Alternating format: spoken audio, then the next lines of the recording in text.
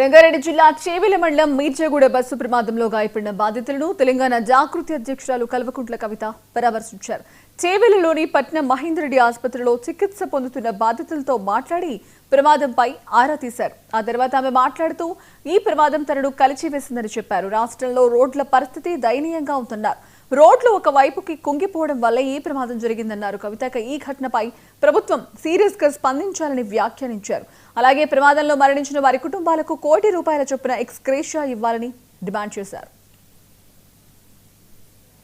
మీ అందరికీ తెలుసు, గత 3-4 రోజుల క్రితం జరిగినటువంటి పెద్ద యాక్సిడెంట్, చేవెళ్ల రోడ్లో జరిగినటువంటి యాక్సిడెంట్ మొత్తం రాష్ట్రాన్ని అంతా కూడా కలిసివేసినటువంటి సంఘటన. దాదాపు 19 మంది ప్రాణాలు కోల్పోయినటువంటి సంఘటన.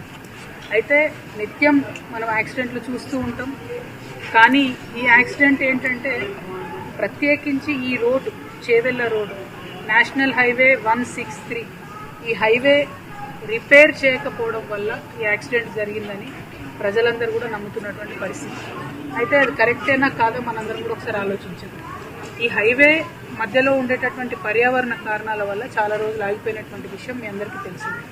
ఆ హైవే ఎక్స్పాండ్ చేసే లోపల ఈ ప్రభుత్వం వచ్చిన తర్వాత నేవల్ రాడార్ స్టేషన్ మంజూరు చేయడం జరిగింది.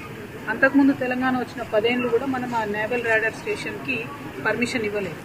ఈ రేడార్ స్టేషన్కి పర్మిషన్ ఇచ్చిన ఒక పక్క, ఇంకొక పక్క వికారాబాద్ జిల్లా కేంద్రమైంది. దాంతో ఈ చిన్న రోడ్డు మీద రాకపోకలన్నీ పెరిగినటువంటి మాట మీ అందరికీ తెలిసింది.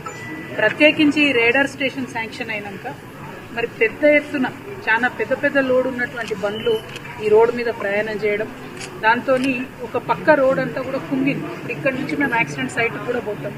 అక్కడ చూసినటువంటి వాళ్ళు, ఆ రోజు యాక్సిడెంట్ చూసినటువంటి వాళ్ళు, అధికారులు, నేషనల్ హైవే వాళ్ళు అందరూ ఒకటే చెప్తున్నారు, చిన్న రోడ్డు 2 దిక్కులు కుంగింది. సో టిప్పర్ వాడు మధ్యలోకి వచ్చిండు, బస్సు కూడా మధ్యలోకి వచ్చింది.